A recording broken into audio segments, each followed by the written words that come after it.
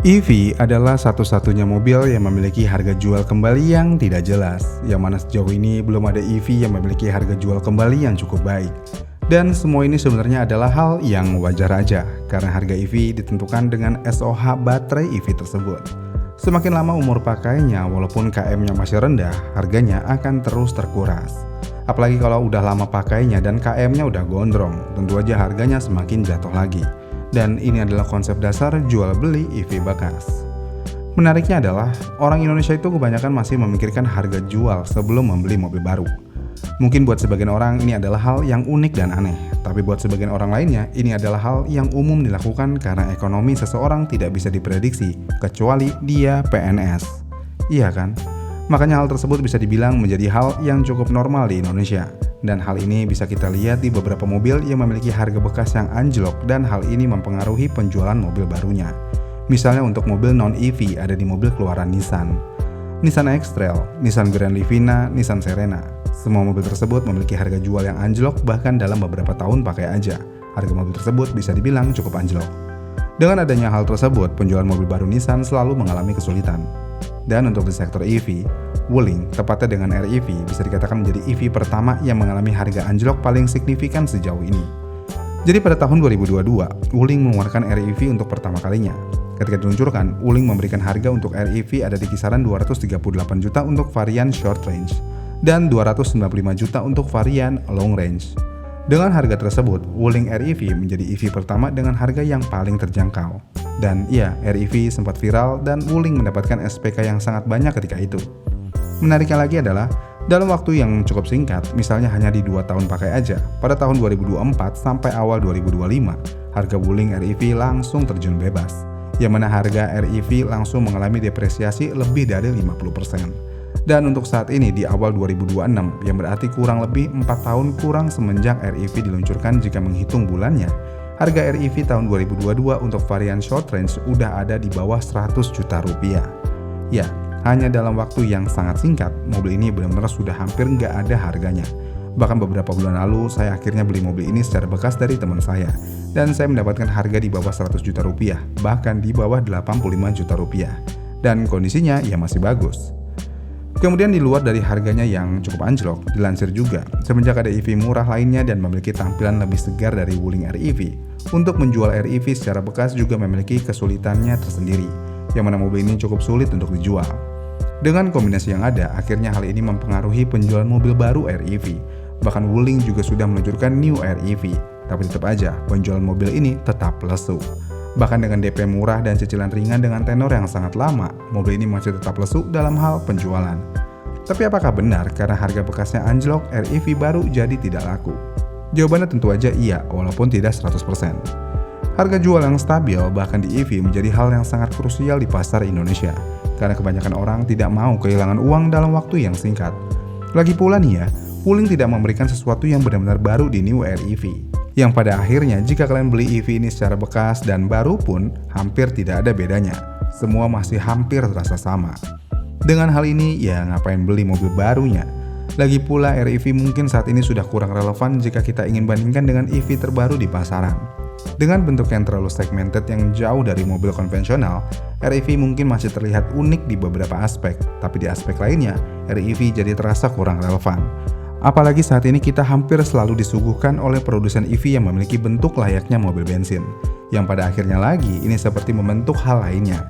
Kalau EV itu bisa memiliki desain dan feel berkendara layaknya mobil bensin. Tapi di luar dari ini semua adalah, beberapa tahun lalu mungkin harga EV anjlok sudah menjadi fenomena yang biasa. Karena hal ini memang umum terjadi.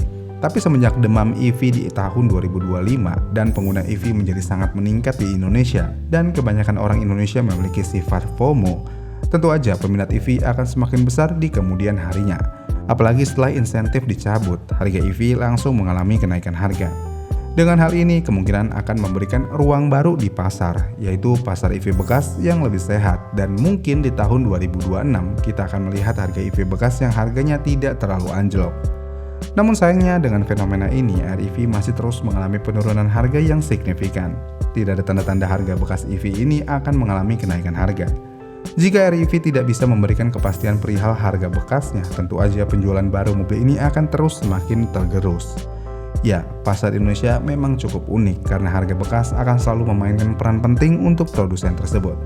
Walaupun Wuling sudah menjanjikan dan menjamin harga jual kembali sebesar 70%, tapi sayangnya hal tersebut tidak terlaksana dengan baik, sehingga mobil mereka khususnya REV memiliki harga yang bisa dibilang tidak terkendali.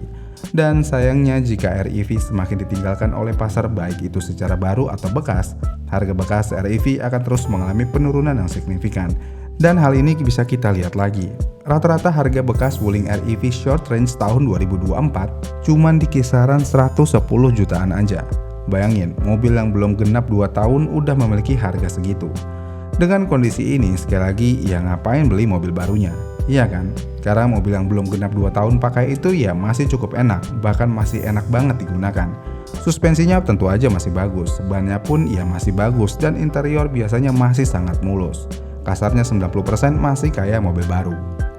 Kemudian untuk yang long range atau EV Pro tahun 2024, harganya ada di 125 juta rupiah aja, dan harga ini nego. Dan kalian tahu harga mobil ini secara baru pada tahun 2024 berapa? Ya, 307.500.000 rupiah. Tidak sampai 2 tahun mobil ini mengalami depresiasi harga sampai 60,98%. Ya, ini adalah angka yang mengerikan buat kalian yang masih memikirkan harga jual kembali suatu mobil. Dengan angka depresiasi yang sangat besar tersebut, maka gak heran kalau harga bekas yang anjlok ini bisa mempengaruhi penjualan REV baru. Dan inilah salah satu alasan kenapa REV sekarang kurang laku. Tapi di luar dari ini semua, mobil ini sebenarnya bukan mobil yang buruk. Bahkan saya bisa bilang mobil ini cukup oke digunakan dalam kota. Dengan tenaga yang bisa dibilang cukup, dimensi yang cukup, dan range yang cukup untuk dalam kota, REV sebenarnya jawaban yang tepat buat kalian yang sering masuk ke jalan-jalan sempit. Dan kalau menurut saya pribadi nih ya, REV sebenarnya cocok banget buat EV pertama kalian. Karena mobil ini benar-benar sederhana banget dalam hal fitur. Apalagi buat kalian yang masih ngelancarin naik mobil, REV bisa menjadi solusi buat kalian. Jadi ya sebenarnya REV bisa menjadi solusi yang cukup buat mobilitas kebanyakan orang. Tapi sayangnya untuk saat ini membeli mobil ini secara baru, apalagi ada faktor harga bekas yang anjlok banget, sepertinya REV baru benar-benar udah kurang relevan.